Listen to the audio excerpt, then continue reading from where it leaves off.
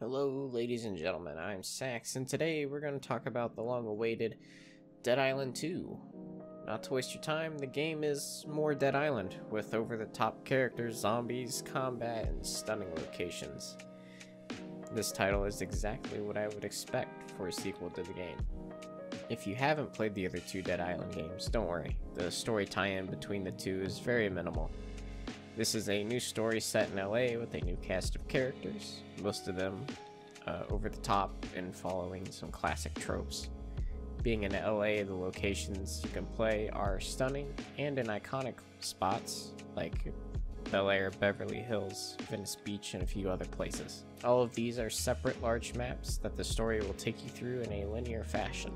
The story itself is okay, just as the previous titles, the story isn't the main feature of the game here. It is short. I'm 3 hours in and I'm a quarter of the way through it. There are a good amount of side missions that pop up that'll introduce new characters that have their own fun challenges and flair. Combat is where the game shines. There's a wide variety of melee weapons and several ways for you to add elemental effects to them, just like the other Dead Island titles. But what makes this one different is throwables, like grenades are on a cooldown system, so you don't always have to find them or trade them or craft for them. There's also the improved flesh system in this game.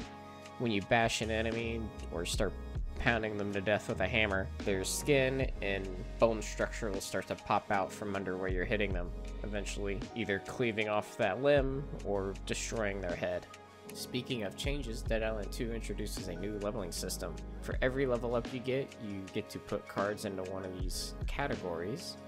Each of the categories have their own cards, and this adds a bit of customization to your playstyle. You can get extra crit chance for every consecutive hit on a zombie, or you can choose between dodging and blocking, which alone in itself changes the flow of combat.